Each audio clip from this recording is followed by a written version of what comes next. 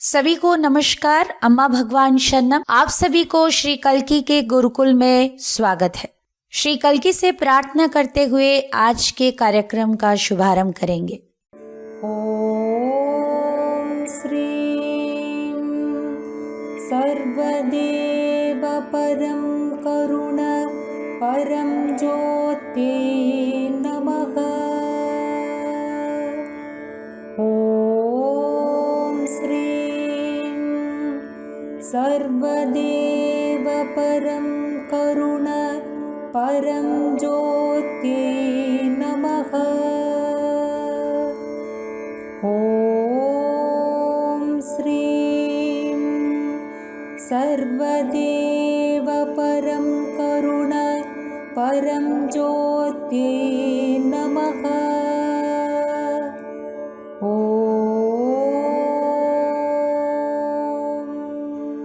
धीरे से आंखें खोलिए। आपके हम एवं परम में आगे बढ़ने के लिए मार्गदर्शन श्री अम्मा भगवान के कई सारे टीचिंग्स को YouTube में धर्मा वीडियोस के नाम पर पेश किया गया है। उनमें से धर्मा 90 वीडियो में जो भी टीचिंग्स दिए गए हैं आज हम देखेंगे।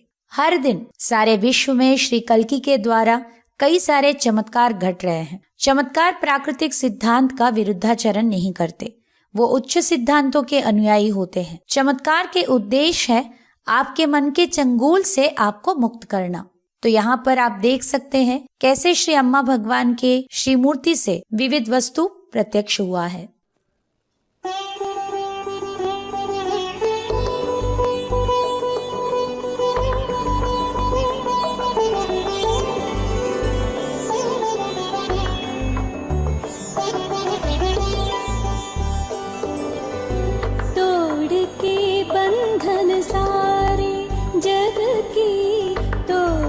बंधन सारे चल भगवान की ओर रे मनवा, चल भगवान की ओर रे मनवा, चल भगवान की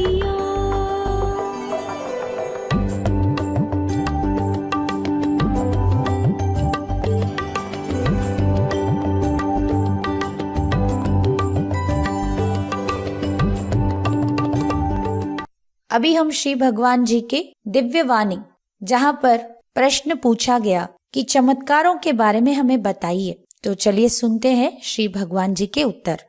Bhagavan, how can we explain miracles? Basically, we believe that it is our own thought which has created this body and the environment. So if we can bring about a change in the thought structure, it is accompanied by physical changes. And Diksha has the power of restructuring your thought. And once that happens, physically things change. And they could change very dramatically within moments. And when I say transformation of thought, I mean changes in consciousness. Once that happens, you can do wonders with it. You can materialize objects, you can make them disappear. You can do anything you like because you're actually God and you can create. So people do not realize the power that they hold within themselves. So once you realize that, then it becomes child's play. Shri भगवान जी के उत्तर का अनुवाद। असल में हम विश्वास करते हैं कि हमारे विचार ही हमारा शरीर और ये सारा परिवेश को सृष्टि कर रहा है। तो अगर आपके विचारधारा में परिवर्तन आएगा, साथ ही साथ कुछ भौतिक परिवर्तन भी साथ होंगे, तो दीक्षा में ऐसा एक शक्ति है कि वो आपके विचारों को, विचारधारा को परिवर्तन कर सकता है। जब ये हो जाता है तो फिजिकली चीजों में परिवर्तन आप देख सकते हैं। दीक्षा के जरिए आप कुछ ही पलों में ऐसे बहुत सारे परिवर्तन देख सकते हैं। जब आपको हम विचारों में परिवर्तन करके बोल रहे हैं, इसका अर्थ है कि आपके चैतन्य में परिवर्तन। जैसे ही आपके चैतन्य में परिवर्तन घटता है, सही में आप चमत्कार कर सकते हैं। आप चीजों को भौतिक बना सकते हैं या उसको अदृश्य कर सकते हैं। कुछ भी आप जो चाहे वो कर सकते हैं। आप खुद ही भगवान बन जाते हैं। आप जो चाहे वो आप सृष्टि कर सकते हैं। किंतु लोगों को ये ज्ञात नहीं है कि उनके भीतर सही में कितना शक्ति भरा हुआ है। चैतन्य शक्ति को अगर जागृत किया जाए तो बहुत कुछ संभव है। जब आप ये रियलाइज करेंगे आप सब कुछ यूं कर सकते हैं। तो चलिए मुक्ति पाए हुए व्यक्ति कैसे होते हैं देखते हैं। The awakened one knows no self-pity. The unawakened one wallows in self-pity. मुक्ति पाए हुए व्यक्ति को आत्मतरस नहीं होता। मुक्ति ना पाए हुए व्यक्ति को आत्मतरस रहता है। सेल्फ पिटी मन का एक स्वभाव है। मुक्ति ना पाने की अवस्था में व्यक्ति हमेशा अपने आप पर तरस खाते रहते हैं। मेरे ही साथ ये सब क्यों चल रहा है, बार बार ये सभी चीजें मेरे ही साथ क्यों होते हैं।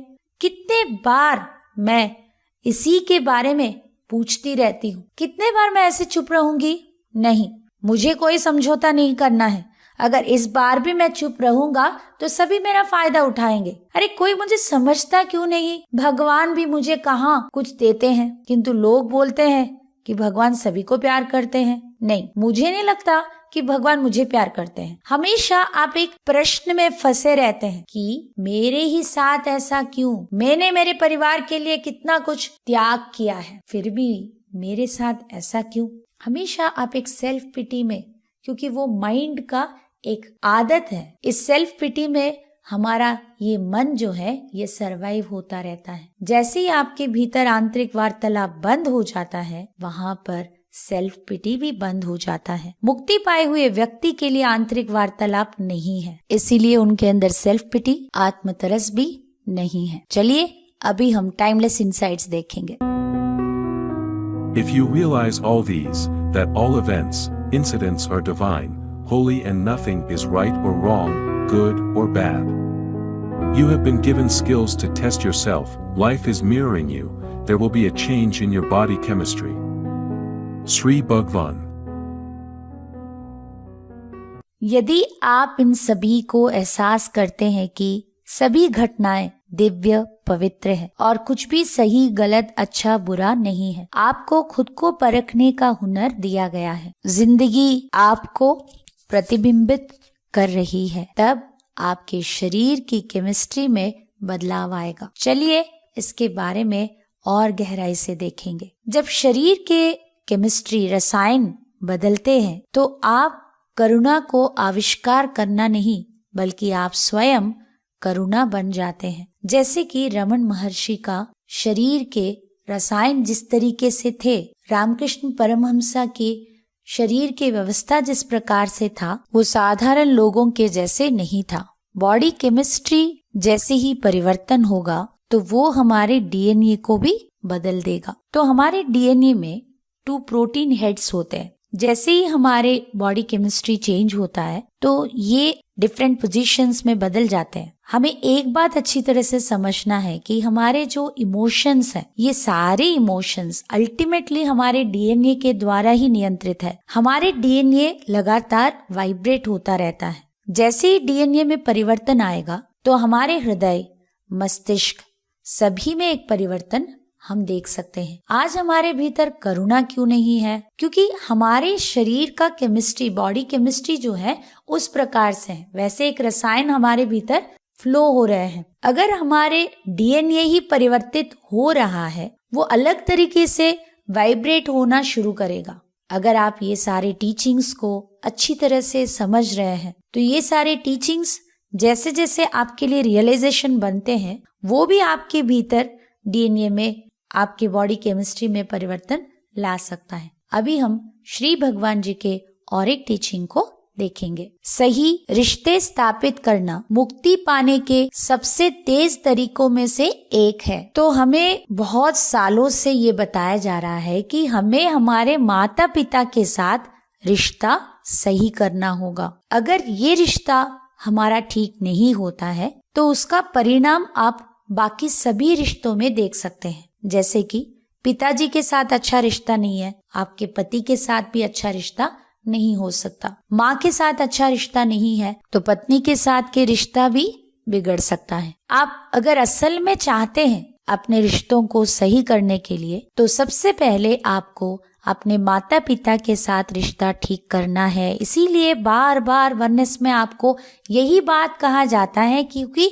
यही सोर्स है। जब आप अपने माता पिता के साथ रिश्ता को ठीक कर लेते हैं तो सब चीजें जैसे कि एक के बाद एक अपने आप ठीक होने लगते हैं। आपके पति पत्नी के साथ भी रिश्ता ठीक हो जाएगा, आपके बच्चों के साथ, आपके रिश्तेदार या दोस्तों के साथ, पूरे दुनिया के साथ आपका अच्छा रिश्ता हो जाएगा। तब स्वाभाविक रूप से आपका हृदय पुष्पित होना, विकसित होना शुरू करता है। इसीलिए स्वास्थ्य का समस्या है तो क्या है इसका समाधान? माता पिता के साथ रिश्ता ठीक कीजिए। आर्थिक समस्या तो फिर से वही जाना है, अपने माता पिता के साथ रिश्ता ठीक कीजिए। सफलता प्राप्त करना है तो कहा जाता है ना, आपके माँ के साथ रिश्ता ठीक नहीं है तो सफलता पाने में बाधाएं आएंगी। आपके पिताजी के साथ रिश्ता ठीक नहीं है तो आप फाइनेंशियली आगे नहीं बढ़ पाएंगे। जैसे जैसे आप अपने रिश्तों के ऊपर कार्य करेंगे आप उतना ही जल्दी मुक्ति प्राप्त करेंगे। क्योंकि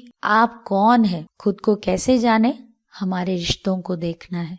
हमारे रिश्ते अपने आप को देखने का एक आईना है। अभी हम अगला टीचिंग देखते हैं। आपसी सम्मान रिश्तों में स्वतंत्रता के रूप में प्रकट होता है। कोई भी रिश्ते में दो चीजें हैं, एक है प्यार, दूसरा है सम्मान। कई सारे रिश्तों में प्यार रहने से भी वहां पर सम्मान की भाव नहीं है। पति पत्नी को सम्मान नहीं कर रहे, पत्नी पति को सम्मान नहीं कर रहे, बच्चे अपने माता पिता को सम्मान नहीं कर रहे हैं। जब आप किसी को सम्मान करते हैं आप उनके मत, उनके धारणाएं, उनके दृष्टिकोण को भी सम्मान करेंगे। आप ये एक्सपेक्ट नहीं करेंगे कि सामने वाले व्यक्ति आपके आइडियाज या आप जैसे सब चीजों को देख रहे हैं, उनको भी वैसे ही देखना है। क्योंकि रिस्पेक्ट, सम्मान का दूसरा नाम है फ्रीडम। जब आप किसी भी रिश्ते में सम्मान के भाव को अनुभव करते हैं तो वो जरूर उस रिश्ते में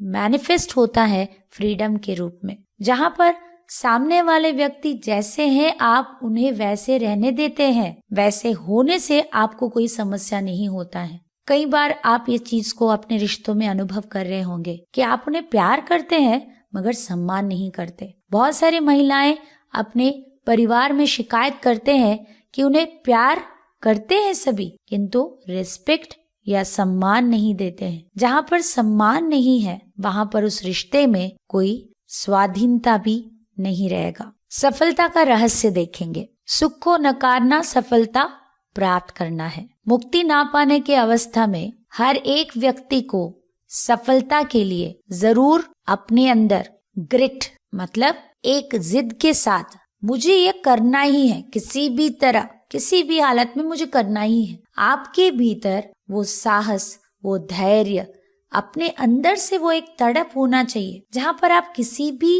प्लेजर्स या किसी भी प्रकार की चीजों से डिस्ट्रैक्ट नहीं होंगे, आप अन्य मनस्क नहीं होंगे। जरूरत पड़ा तो आप इन छोटे मोटे सुख को त्यागने के लिए, पोस्टपोन करने के लिए आप तैयार हो जाएंगे। क्योंकि आपके लिए आपका वो कार्य बहुत इम्पोर्टेंट है, उसे निभाना बहुत इम्पोर्टेंट है और उसके लिए आप छोटे छोटे प्लेजर्स को छोड़ भी सकते हैं। कई सारे लोग अपने प्रोग्राम्स के वजह से अपने अंदर ऐसा एक ताकत, जहाँ पर हर चीज में मुझे करके दिखाना है, करके जो ग्रिट होना चाहिए उसे खो देते हैं। जैसे कुछ बच्चों को आप देखते हैं, पढ़ाई का नाम लेते ही उनको क्रिकेट मैच याद आता है, बाहर घूमना है, मूवी याद आ गया कि कहीं पर अपने दोस्त से मिलना था, अरे मैं कैसे भूल गया, अरे अभी जाना है मुझे उसको फोन करना है। आपके पढ़ाई का क्या हुआ?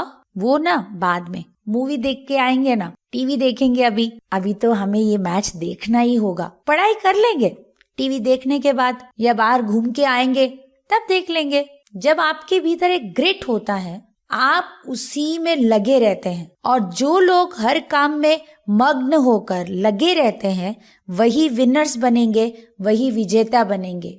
और ये ग्रिट थोड़ा सा प्रैक्टिस करके भी हम प्राप्त कर सकते हैं। आपको अपने मस्तिष्क को थोड़ा सा विल पावर यूज करके सिखाना पड़ेगा कि मुझे हर काम में लगे रहना है, मुझे उसे छोड़ना नहीं है। छोटे मोटे डिस्ट्रैक्शंस में मुझे ऐसे अन्य मनस्क नहीं होना है। कोई भी चीज 7 दिन के लिए, 14 दिन के लिए, 21 दिन के लिए करेंगे तो वो आपका मस्तिष्क सीख जाएगा। इसीलिए आपको अपने भीतर वो ग्रिट को रखना होगा, वो जिद, जहां पर इस चीज को मुझे करना ही होगा और इस चीज को कंप्लीट किए बगैर मैं कहीं नहीं जाऊंगा। अगर आप थोड़ा सा इसे अभ्यास करेंगे तो आप अपने जीवन में जीतते जाएंगे। और एक बार आपके पास ये क्वालिटी है तो आप जो भी करेंगे आप उसे सही तरह से कर सकते हैं। कई सारे लोग जो जीवन में सफल नहीं हो पाए या अपने आप को बेकार या व्यर्थ समझते हैं, वो कौन है? जिनके अंदर ये ग्रिट नहीं है, जिनके अंदर मग्न होने की वो काबिलियत नहीं है। जो लोग अपना जीवन में पढ़ाई करना था नहीं किया, काम जब करना था नहीं किया, मेहनत जब करना था नहीं किया। तो हमें हर कार्य में कंसिस्टेंसी के साथ आगे बढ़ना है, तभी परिणाम संभव है। और वैसे कंसिस्टेंसी, हर चीज को मग्न होकर लगे रहना है, वो काम खत्म होना ही है किसी भी हालत में, तब आप किसी भी प्रकार के सुख को नकार सकते हैं। बाद में देखेंगे, ये काम खत्म करने के बाद पूरी तरह से एंजॉय करेंगे। तो वैसे लोग अपने डिस्ट्रैक्शंस को पोस्टपोन कर सकते हैं। उन्होंने जो काम अपने हाथ में लिया ना, उसको करके ही रहेंगे। तो आज आपके जीवन में जो आप हासिल करना चाहते हैं, उसे हासिल करने के लिए थोड़ा बहुत आपके प्लेजर्स, आपके जो भी सुख है, उसके लिए आपको ना बोलना होगा। तभी हम सक्सेसफुल हो पाएंगे, हम सफलता प्राप्त कर पाएंगे। तो चलिए अभी हम कल्कि के चमत्कार को सुनेंगे। Today's miracle is shared by Mr. Vijay Kumar from Coimbatore, Tamil Nadu. My experiences after attending the 74,000 Diksha Yajna regularly. Earlier, during conflicting situations, I used to carry the emotional inner dialogues for days and wallow in deep suffering. Nowadays, I observe that there is absolutely no suffering or carryover. I used to get hurt easily, even for petty things. At those times, I would be tormented by emotional outbursts and uncontrollable inner dialogues. These days, there is a massive shift in my inner world. Whatever happens in the outer does not affect me anymore. Unwanted thought processes, comparisons, judgments, fear of the future, regrets, and repercussions about the past have ceased abruptly. There is total acceptance, no judgment or guilt. Experiencing silence most of the time. I'm only a witness to all happenings in my life, and so I blissfully flow with them in accordance. Thoughts don't pull me into the past nor push me into the future. I'm living in the present. I'm able to make practical decisions that have enabled me to succeed at work. Nowadays, I'm able to easily connect to people around me. They find me more amicable than ever before. My life seems to be brimming with Sri Kalki's graceful presence. That gives me an in-depth feel of contentment and appeasement. Forever in gratitude at the divine lotus feet of Sri Kalki. चमत्कारों को जब हम बांटते हैं तो वो हमारे जीवन में और भी अधिक होते हैं। तो चलिए अभी आप सभी आंखें बंद रखते हुए कॉन्टेम्पलेट करेंगे।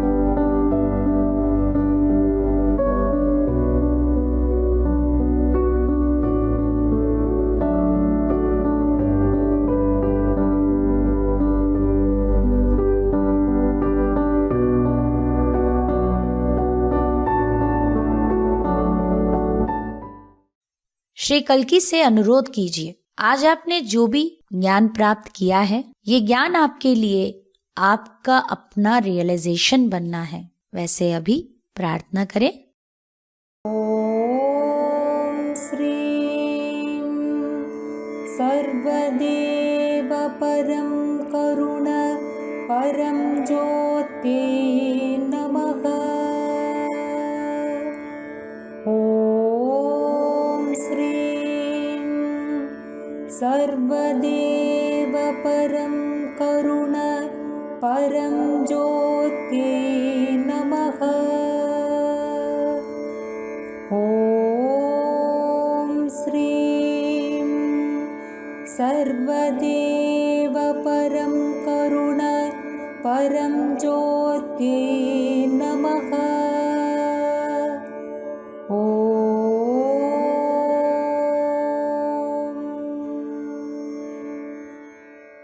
अभी हम भजन संकीर्तन में भाग लेते हुए श्री कल्की से निवेदन करेंगे। उनके साथ एक निबिड़ बंधन हमारे जीवन में चमत्कार प्राप्ति के लिए प्रार्थना करेंगे।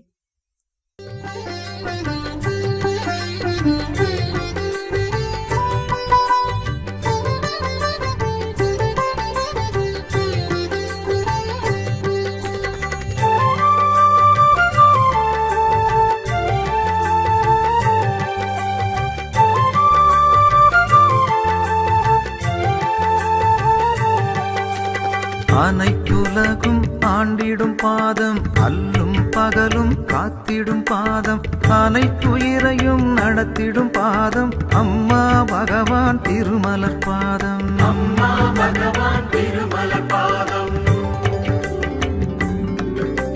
குடும்பத்தின் உறவுகள் பிணைத்திடும் பாதம், பாச உணர்வுகளை போற்றிடும் பாதம், நேச பண்புகள் வளர்த்திடும் பாதம், அம்மா பகவான் திருமலர் பாதம். அம்மா பகவான் திருமலர் பாதம்.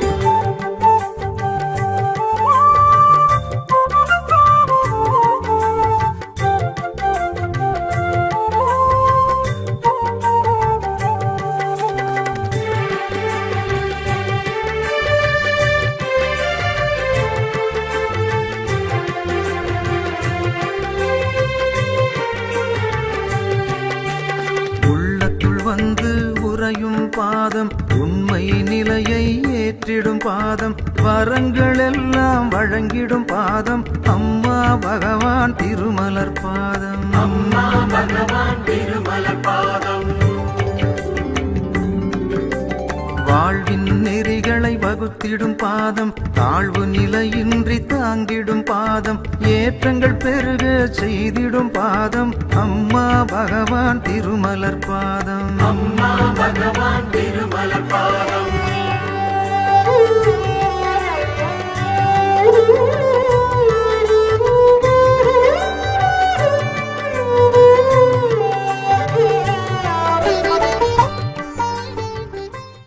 सभी को धन्यवाद। नमस्कार। अम्मा भगवान शरणम।